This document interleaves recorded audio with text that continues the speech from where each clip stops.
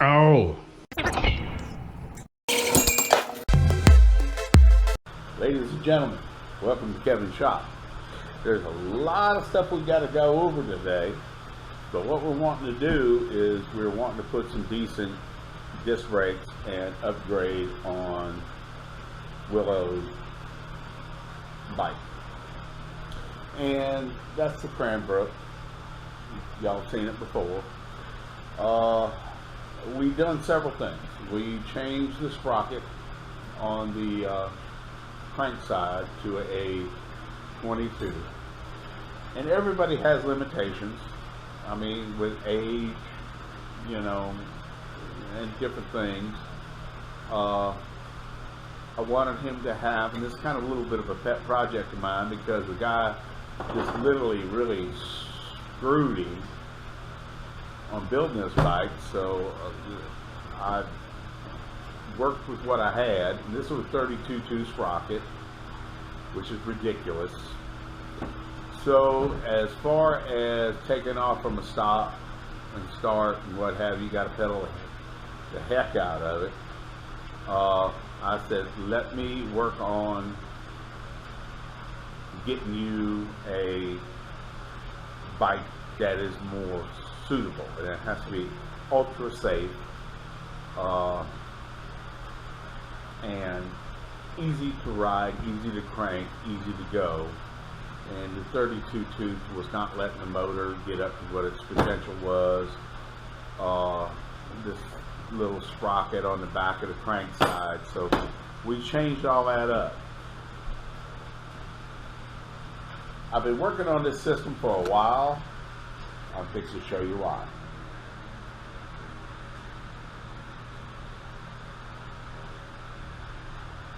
And these holes do tap out to 6 millimeters, no problem. We're going to speed this up.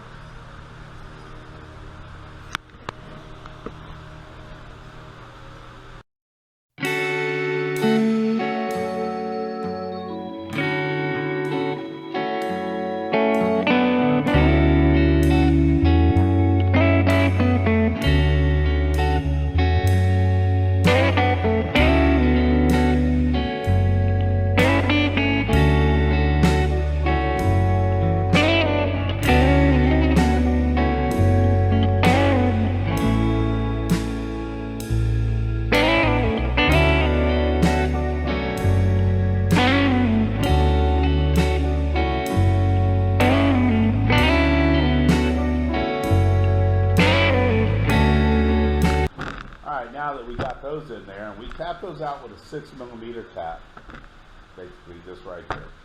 I like doing videos that the average person can do it, that doesn't have a shop like this. Other thing I did was, you can go to a hardware store and they got cable clamps, they got cable spacers, and they are aluminum, and you tap those out. And I'm sorry, I did not get the size of these, but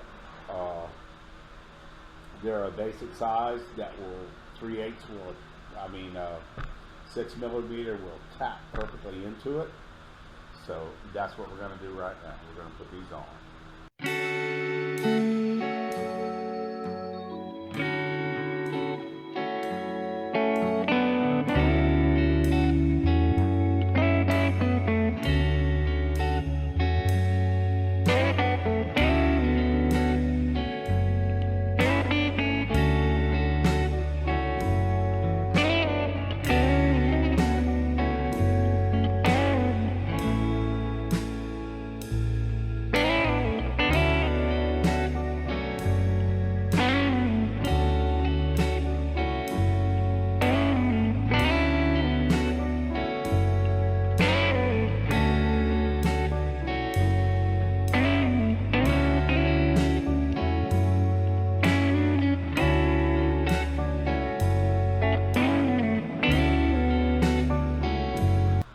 Industrial mechanic, and I do believe in a torque wrench.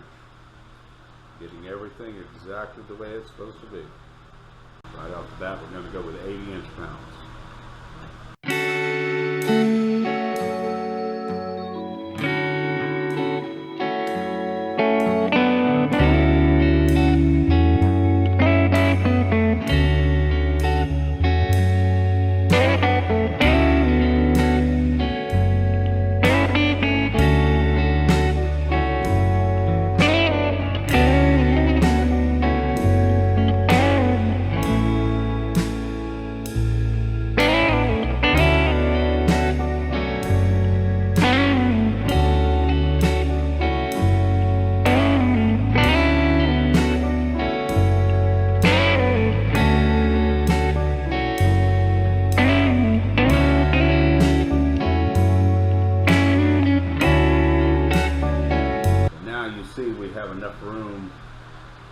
chain and this and everything, these will be cut off flush because they don't need to be any longer than that is, and that's what I did with these.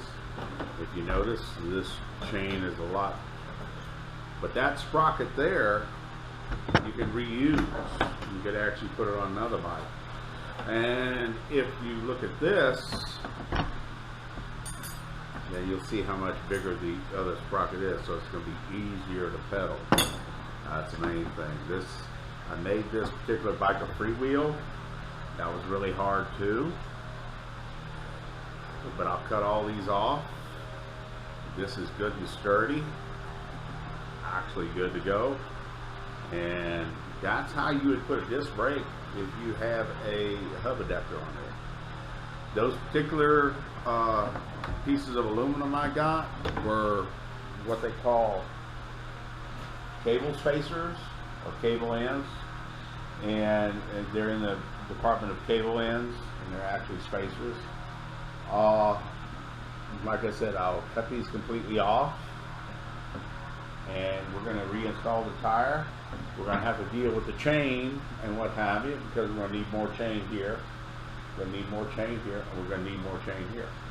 So, but anyway, this has got him where he needs to be, because it's going to be easier to pedal.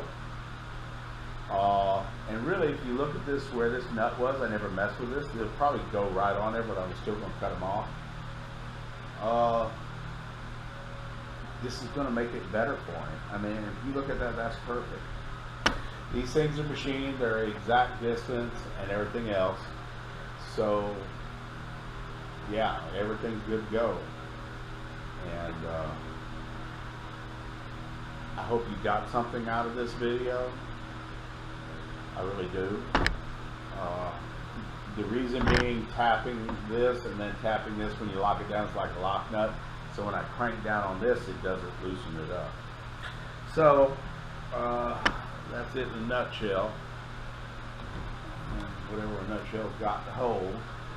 But we're going to have him on a free ride. I'm going to do a test on it. I'm going to do a video on that. It's got to go better with the 36 and the 32, because 32 is way too much strain on the motor and everything else. So I look like heck, you know, but it is what it is. And this is this system here actually works pretty good. I've been working on it for quite some time.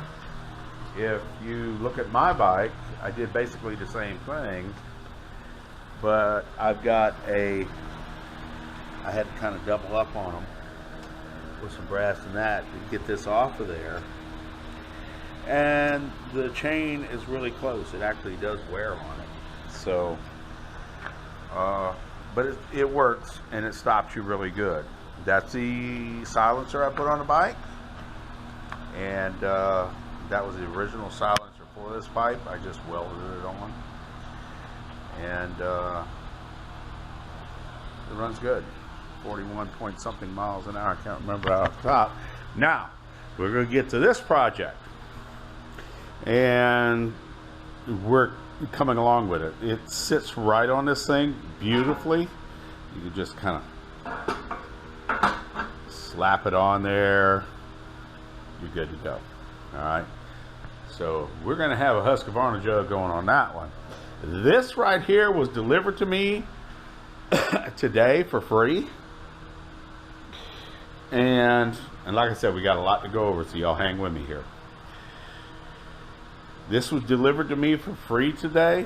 Somebody said they had it, they wanted it, a coworker, a good friend of mine, and he wanted me to have it because they know I like to mess with bikes. I tell you what I'm going to do with this. Tell you what I'm going to do with it.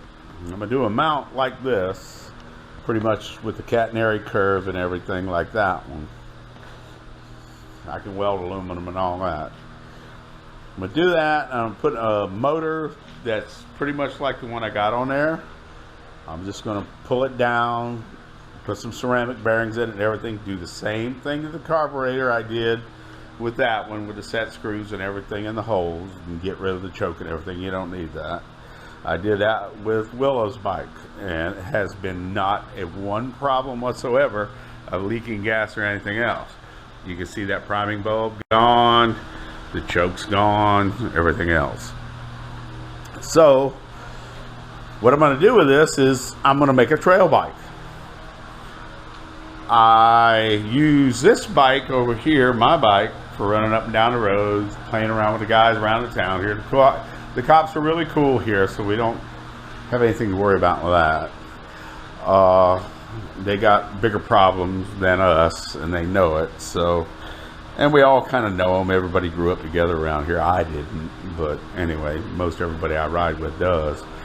I'm gonna put a triple tree on here with a good good suspension. We're going knobbies back and forth. We're gonna make a trail bike out of it. I'm gonna put a motor like that in there and everything else. The only problem is we don't have any trails around here. I got the levee. That's about it. We're gonna put a 44 on it with that particular motor. The only difference I'm gonna do, I am gonna put ceramic bearings and everything in it, but I'm actually going to put a $300 pipe on it.